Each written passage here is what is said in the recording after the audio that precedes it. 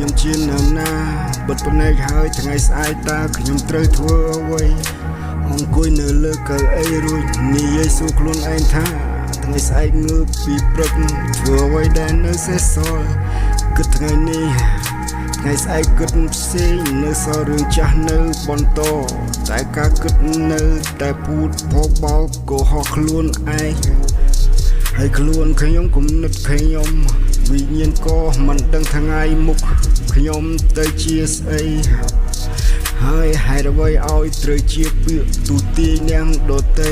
ខ្លួនយើងបើមិនប្រឹងគឺវាធ្លាក់អត់ត្រូវការអង្គុយសេតបនព្រះបកិថារំចង្កេះតម្រេះពឹងប្រាជ្ញាមានកម្លាំងកសាងវាសនារស់នៅគុំប្រាថ្នារបស់ដែលគេឲ្យចាយលុយខ្លួនឯងបើចង់សំញែងក៏អត់ខ្លាចមាត់គេថាចាយច្រើនលុយអត់សល់ដល់ទៅរកគេមិនឲ្យចប់បដោ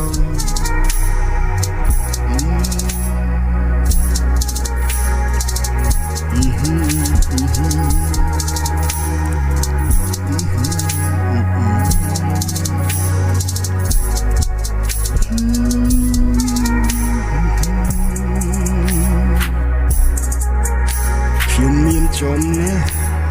តែខ្ញុំមិនចង់ធ្វើមានអ្នកខ្លះវាថាខ្ញុំនេះលេលើបានតែអួតតែធ្វើមិនកើតសម្រាប់ខ្ញុំមិនអើពើប្រសើរជាងអើពើនោះដៃចូលស្រួលមិនស្រួលហើយវាកើតគុំហោះខោឬត្រូវបែងចែកឲ្យដាច់កាត់ទឹកមិនដាច់កាត់សាច់វាឈឺគ្រាន់តែលឺមិនស្មាននឹងធ្វើខ្លួនឯងហើយវាមិនដែលបង្ហោះកន្លែងខ្សែខ្លែងវាមិនដកឈរនៅកន្លែងខ្ពស់រឿងអីមិនបាក់ខ្យល់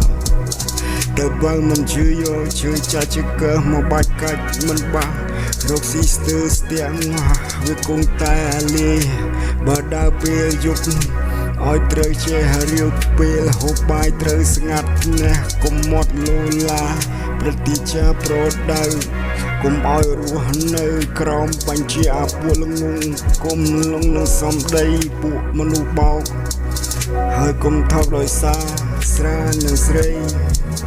យូរអ្វីខំប្រឹងសិក្សាជាទំពាំងស្នងឫស្សីដើម្បីជាតិកម្ពុជា